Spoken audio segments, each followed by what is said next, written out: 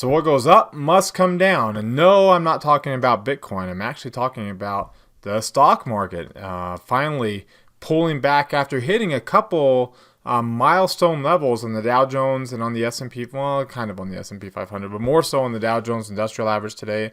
So I'm going to break down this reversal pattern we had today to see, is this the beginning of a more significant downward move? Should we be more scared?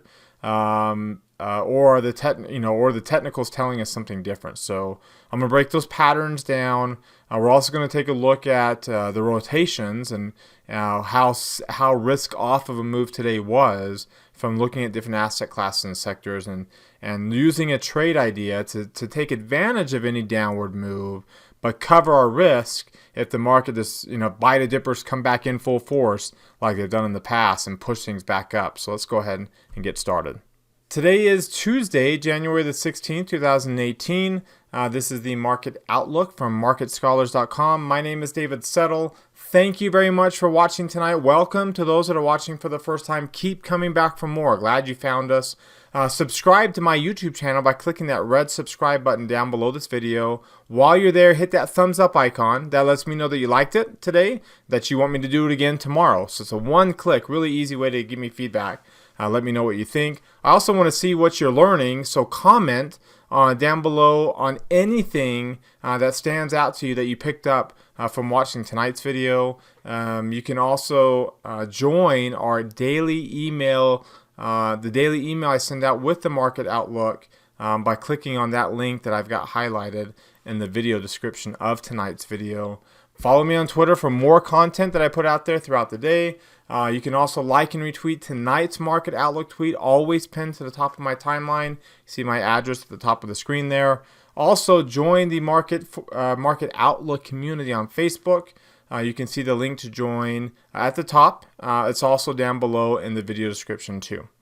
All right, well, let's take a look at the market forecast indicator on the S&P 500 first. And you should see, like right off the bat, a pattern. Those of you who have watch these videos before or for some time will recognize this pattern here where you have an strong bullish posture with an oversold momentum line. Typically that is by definition a bullish intermediate confirmation signal. So it's a buy the dip signal. You got a strong trend, which is what the green line represents, and you have a quick short-term oversold pattern, which is what the red line represents. There's a few asterisks here I wanted to bring up to suggest that this may not be the typical buy the dip signal. First of all, you can see we're at the end of if you counted that, 1, 2, 3, 4, 5, 6, 7, 8, 9, 10 days that the near term line has been above 50. Typical time frame 7 to 12, so you're way into that time frame, and typically that time frame actually shrinks more towards 7 or less the further along you are in the intermediate trend. Now we're going on 4.5 months now of a bullish intermediate posture. So that all being said, and you add on another asterisk, the fact that you have a what's called a dark cloud cover candlestick pattern, where you start way outside this big bullish candle that we ended the week on last week, and we can move a lot of these up because this is the near-term rally, right? So we'll move this up here, and then we'll move up. This is the market sentiment since the last market sentiment low point, and this is the intermediate move that we had. So again, you look at this and you think, that doesn't necessarily look like the best buy the dip opportunity. Obviously when you're a little bit closer to the 6-week moving average, now we may be talking, but we're way up above the 6-week moving average. It makes you think twice just a little bit about doing that. You can see where all these intermediate where all of these Fibonacci support levels are. I mean, here's your 38% Fibonacci level, almost getting up there with the 100% retracement of this near-term run that we've been on for essentially 2 weeks since the beginning of the year, 10 trading days. So, you also got this 23% Fibonacci line right about 27.14. So you're looking at about 272-ish, 271.5 on SPY of where we can expect some support, to be able to find some support right around that 272 area, kind of where that 62% fib level and the 23% fib of the intermediate low. So this is the intermediate Fibonacci from the last intermediate low that we had right there. You can see that was the last time the intermediate line got below 50. And of course, the market sentiment last time, this big long-term one is the market sentiment line last time that it got down below 50. You can see it's 23% Fibonacci retracements down below 2650, so below 265 on SPY. And that is 38% retracement of the intermediate line, 100% retracement of this near-term line. I mean, that's where you're going to find some major support from this confluence of retracement levels, all kind of lining up on top of each other from multiple time frames. So the signal is a bullish signal. Do we take that bullish signal? Most likely not. Now, we're obviously also not that bearish either. It's hard to be bearish when you're that bullish. And you remember, let me reiterate this again in case you didn't believe me before or this is your first time watching the video. We typically we rarely, if ever, go from a strong bullish posture to a strong bearish move right off the bat. The other way around occurs, sure. We can get to a strong bullish posture really quickly from a strong bearish one because the VIX is a lot higher. So you have bigger volatile moves up and down when you're at a low point. When you're at a high point, the VIX is really low. It's not very high, so you don't get as big of a moves. And these bearish moves tend to build on itself, excuse me. So I'm not too worried about a big bearish move here.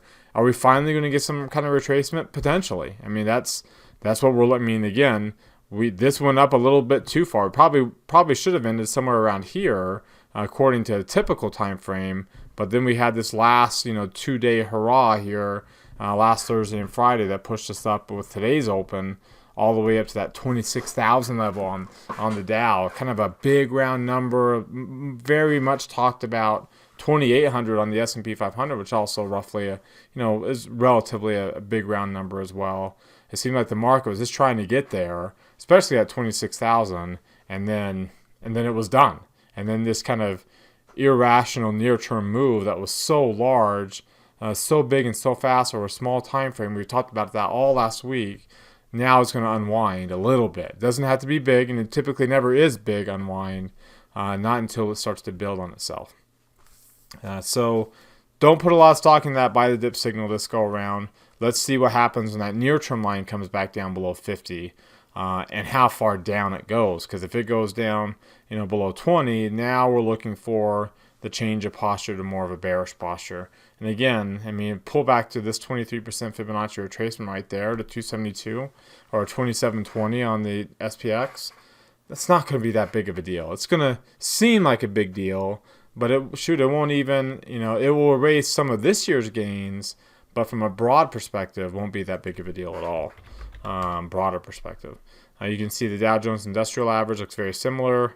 It's got that same signal. The near-term line's also been up there for quite a while, so again, don't put a lot of stock into that. Same dark cloud cover on the NASDAQ Composite as well. Same bullish intermediate confirmation signal there. And then finally the Russell, which is the biggest loser on the day. Its near-term, its momentum line, unlike the others, dropped below the 5th percentile. That's an extreme low point on the Russell, which can be a reversal sign that will have a bearish posture here. Had a little bit more of an longer upper shadow there than what we've seen lately. And you see very, very small, long upper shadows, and then finally we get a bigger one. And it's got a 3-day little maneuver going on here. That's not necessarily a dark cloud cover, but it's the same principle because you got that one small day in between on Friday. That is called an evening star candlestick pattern. Same concept as a dark cloud cover. You start off bullish, you end up bearish, and you reverse a good chunk of what was previously a pretty decent bullish move. And if you recall, the long-term chart still got a long ways to go, and this puts into context today seems like it was a big down day because we came down so far from today's intraday high point. But in context of the long-term trends, which are both still rising and rising pretty sharply, that's a pretty sharp move.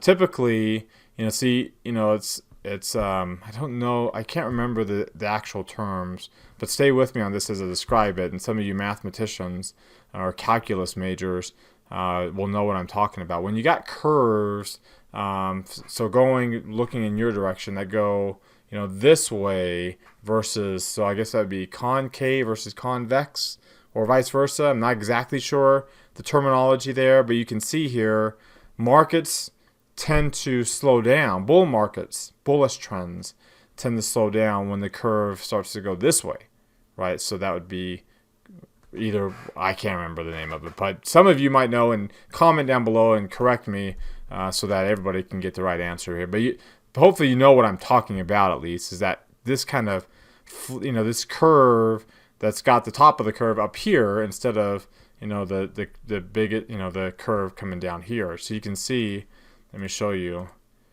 When it starts, you can see it starts off and accelerates to the upside. You can see how the curve kind of goes this way and accelerates up, and then it slows down. So it accelerates up here, so it accelerates up, and then it slows down. And it accelerates up, and then again, you typically expect it to slow down before you get the really big moves. And again, go back even further and you can see another example of what I'm talking about here.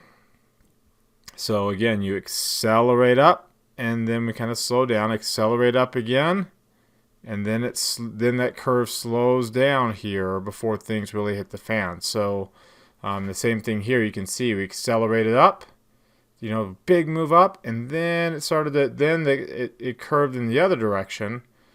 And I think the terminology is concave and convex. I want to say that, but I hope you know what I'm talking about. So it slows down here, and then it breaks down.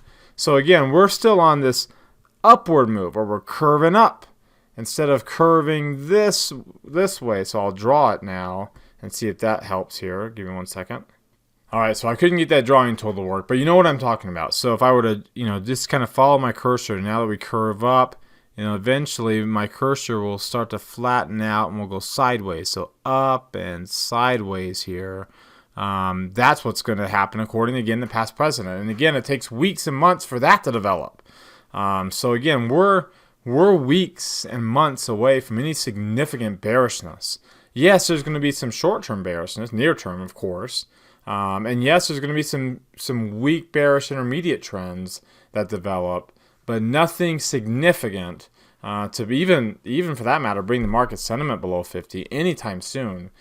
Because again, you have to start to bring, and again, as the curve flattens out, all these other times where the curve flattens out, that MACD comes down towards zero.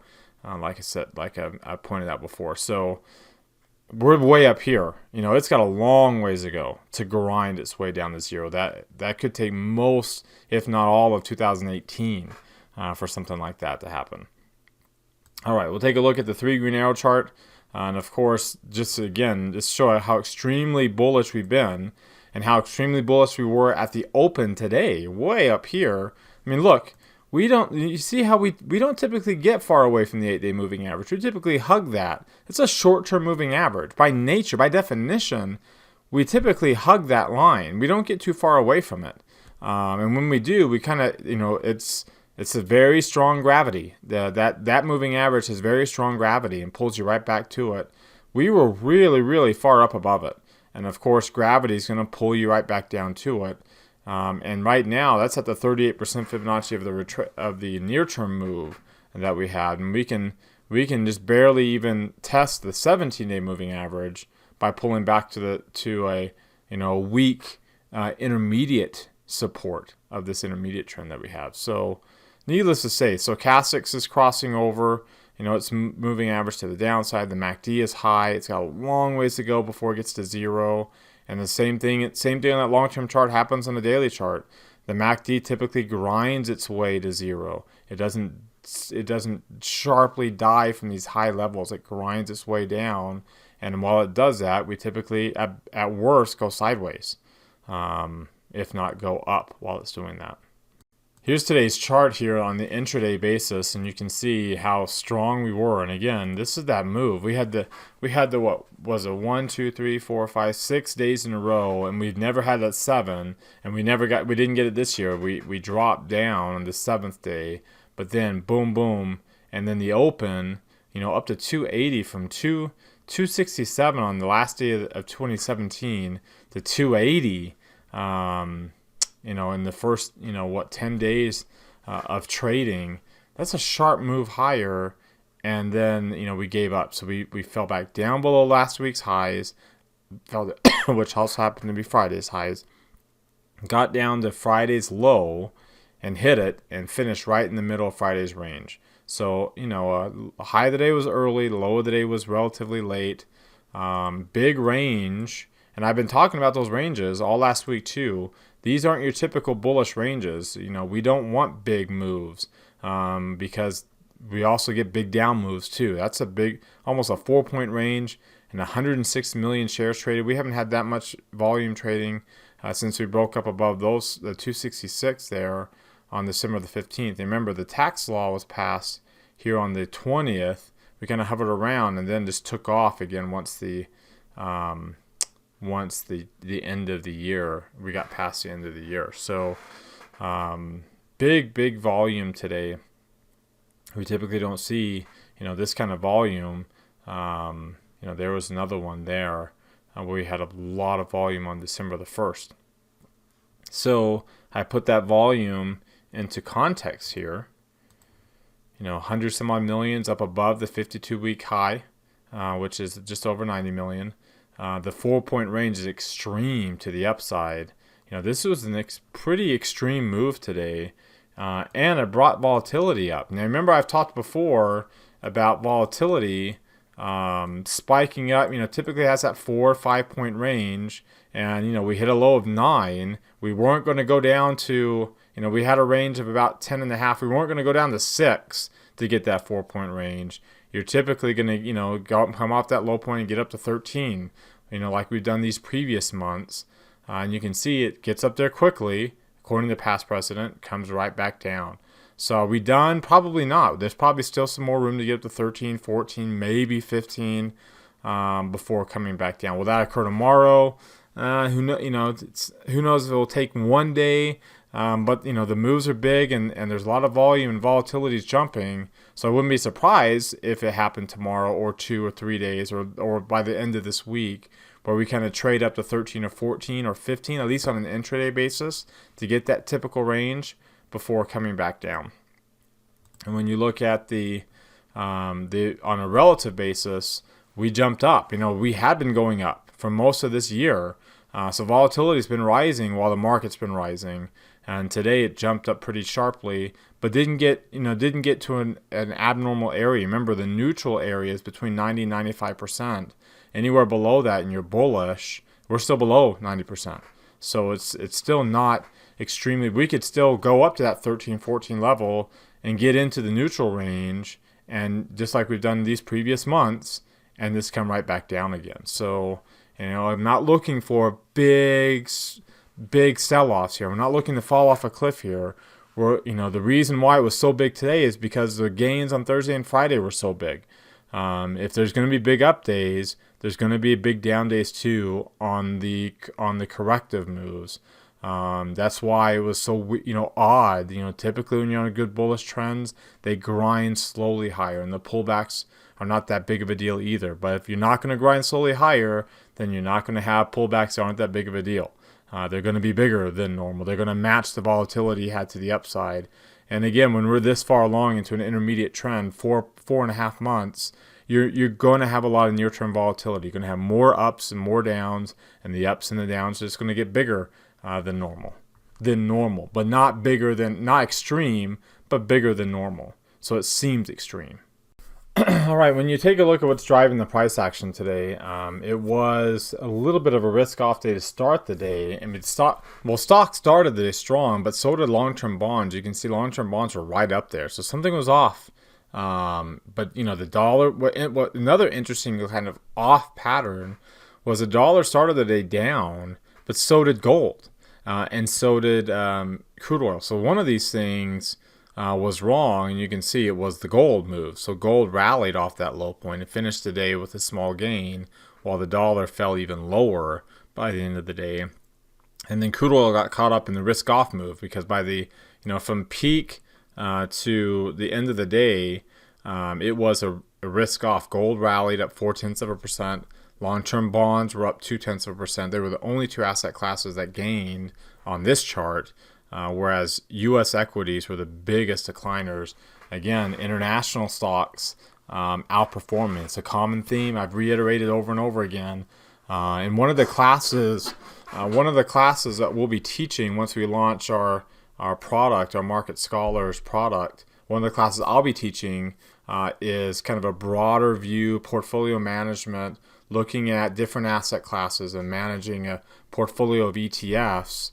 And then, of course, within those ETFs, with a lot of classes that Brandon's going to be teaching, we can pick individual stocks, to take the place of our allocation that we have to the S&P 500, the U.S. stocks.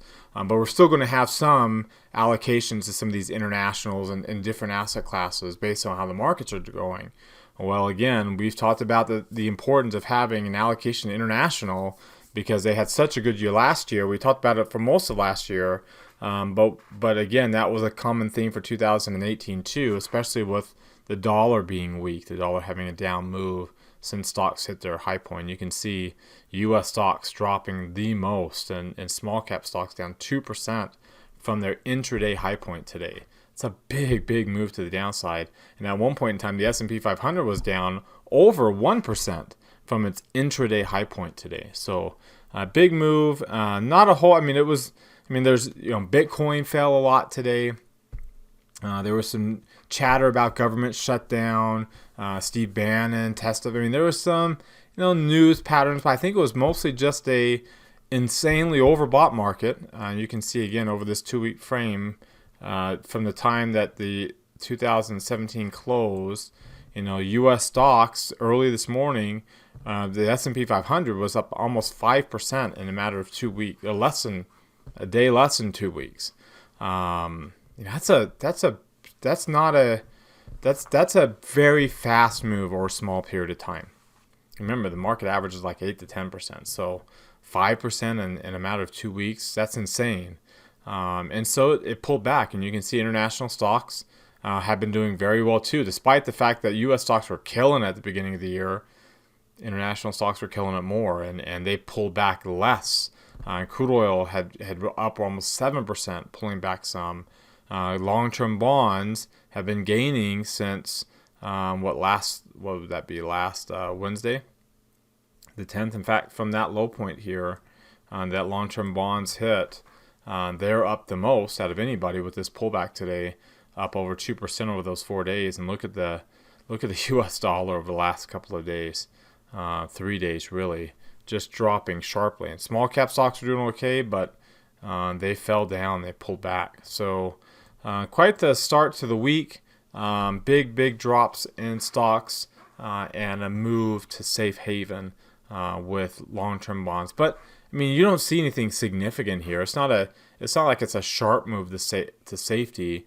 It was just a, as extreme as the move has been to the upside, the profit taking has kind of reflected some of that volatility. Not that it means that the market's about to fall off a cliff. It's just there's just a lot of near-term volatility to both the upside, and because of that, also to the downside.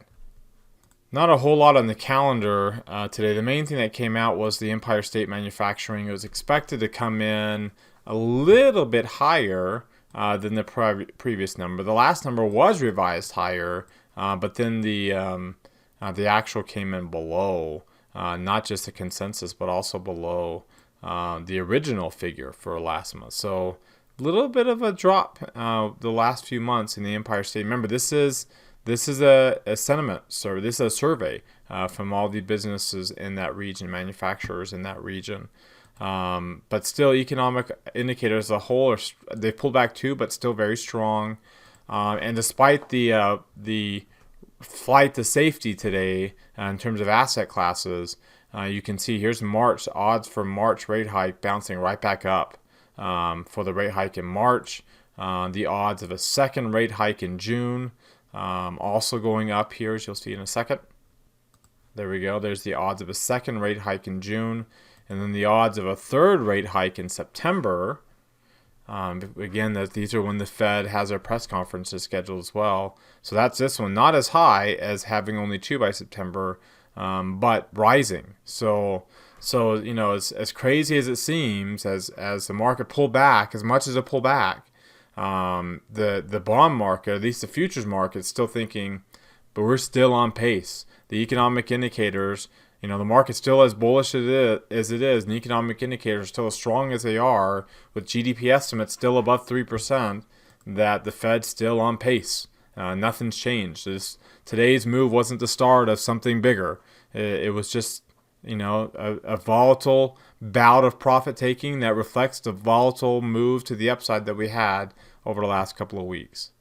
So over that same couple of week time frame since the end of the year, if I were to look at the sectors, and you can see at the open today that consumer discretionary sector was up again 7.33%. Energy stocks also doing very well. Industrials, up over 6%. There's your healthcare sector doing very well too. Technology, materials, all outpacing. Financials lagging. Remember, bonds have had a good update actually since this time frame, but financials have been lagging this whole rally. Consumer staples lagging, and then of course utilities and real estate are really dropping. So, okay, well, utilities and real estate didn't really, again from this is the peak that the Russell 2000 had right here, to the close. You can see real estate didn't really bounce back up. A little bit, they outperformed the market, but it pulled back at the end here. But there's staples and utilities not really gaining. Remember how bearish they've been. Didn't really gain today. So again, another sign that this really wasn't that strong of a flight to safety or risk off move. It was more of a, man, this market's taken off, so let's give back some of these gains and lock them in. Especially again, if there's going to be a bubble in anything, the craziness going on with Bitcoin right now, the excessiveness, can seem very bubblicious. And so now how widespread or broad that is and how that might impact bigger financial markets, who knows? My thought is probably not very much, not nearly as much as the internet bubble or the real estate bubble, which impacted much more, had a much more broad mainstream appeal. So far than Bitcoin has had. Even though Bitcoin's, has been around the block, I just don't think there's been as much participation from weaker hands, so to speak, as some of those other bubbles. So that's why I don't think Bitcoin is a bubble that's going to just bring down the broad market. But at least it's, a sharp pullback, and some of that kind of led to people everywhere taking some of their profits from some pretty crazy moves that we've seen in large cap and stock markets that we typically don't see. So for our trade idea of the day, we'll look at one of the stocks in that consumer discretionary area. It's had a pretty decent move, but you can see Nike. Nike's a stock, so you can see that at the top there. Forming a little bit of a double top pattern. You can see we've hit 65 a couple of times, hit it again today on an intraday basis, came down 1.5 to the downside. So pretty sharp move. You can see that on the market forecast indicator, got an extreme low point on the momentum line, suggesting that there could be a posture change here coming up pretty soon. If we were to take a look at the 3 green arrows on this, there's Nike there breaking below its 17-day moving average. See how the lines have come a lot closer to each other. In fact, you can see the kind of this divergence is setting up here, equal highs with much lower highs in both the stochastics and MACD. MACD below its moving average, stochastics crossing below its moving average. So you've got this double top pattern. You can say, okay, well, there's a couple, we don't want to be too bearish. You can see if we were to pull back, there's going to be some support at 60-ish here. So there's a couple of ways that we can look at a bearish trade without being too bearish. Because again, remember, the markets are still strongly bullish. Even with this with an anticipated move to the downside here. So if we were to say, okay, well, let's take a look at setting up a bearish trade on this, and we go out to 45-ish days away, I can look to do a bear call spread and sell, maybe the 65, sell the 65, buy the 67. Put spread. Remember, there's that double top at 65, so I can set the short call at the resistance, get a pretty decent credit here. Probably end up right around this 53-cent range. And if you notice, it will, here, I've got it down here as well. Look at this other trade in just a second. You can see it's going to have a higher probability of success. Pretty decent odds of success. You'll get a $54 gain for a $146 risk. And of course, if it gets to 66, we'll take about a $50 loss, no matter what day it does that. Which is about a 1-to-1 reward to risk ratio, knowing that we've got that resistance that will help this high probability play itself out. Or we can say, you know what, the markets are so bullish that buy the dippers can come in and just push this thing up so hard. I'm a little worried about risk to the upside. So what I'll do instead is I will do a look to sell the 62 put and buy a 64. So now this is a debit spread, bearish debit spread, where I make my most gains at 62. You notice it's an 89-cent debit to buy that bearish trade, and I get a, $2 is the maximum this will get to. So 2 minus 89 means my profit will be, the difference, so about $1, $1.11. But I can, if this thing takes off to the upside above 64, then I've got maximum loss. So to protect against that, I will sell another 62. So that's saying, okay, now I'm covered to the upside because I get a credit. And what that looks like here on the Analyze tab, so we'll bring that back here. That's what this trade is down here. It's a debit spread, short 62 and long to 64, but to cover the cost of that debit spread, I'm selling a put, which is a bullish trade. So I'm selling the 62. So you notice, I get a loss if I keep going down to the downside.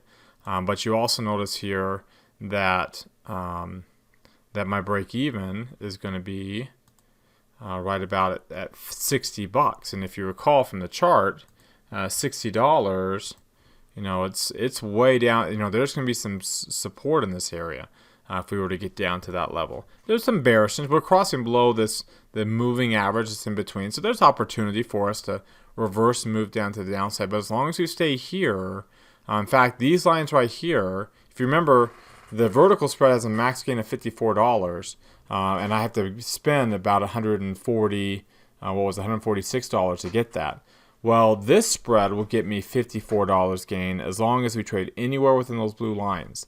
On the Analyze tab, I put those slices right at $54 gain or more. So we can get up to $200 if we were to close that expiration right around 62. So if we were to come down and hit 60 and bounce back up, just kind of meander in this area. I've got these lines drawn now. As long as it stays in this area, if it keeps going up, remember the worst thing that can happen to me is a $17 gain minus commissions for getting in the trade. So there's little to no risk to the upside because the reason why being the debit spread will be, both these puts will expire out of the money. So the debit spread will be worthless. And then the short put that I sold at 62, the bullish trade, since we're above 62, will also be worthless. So everything expires worthless. I keep the credit that I got when I entered, when I bought the debit spread and sold that extra put, $17 minus commissions. So little to no risk to the upside. Just the commissions is my only risk that eats away. And then my gain is to the downside. The biggest risk to the downside is if I were to break that support and 60. And of course, that's, you're going to have break evens there. So if you do break down, that's where we'll cut the loss short. But if we come down and just kind of double top this out and hit that first support level and bounce up and stay in this range, then we've got a pretty decent reward for the amount of capital. Because now I have not only the debit spread's easy. I was it $89 that I had to put to get that one spread, one contract for the spread. But because I'm selling that put, I have to cover the margin for the short put, that extra trade. So it's a little bit more capital than just a vertical spread by itself. But with that extra capital comes So that's the downside, because there's always upsides and downsides. So the upside is, with that extra capital, there's opportunity for more reward than just what I can get from a vertical spread. So to summarize, the markets, are still, despite today's move, still strongly bullish. And again, it makes me think of, back in 2008 when the markets were just tanking, and there were stops put into place so people couldn't short the market anymore to stop it from falling.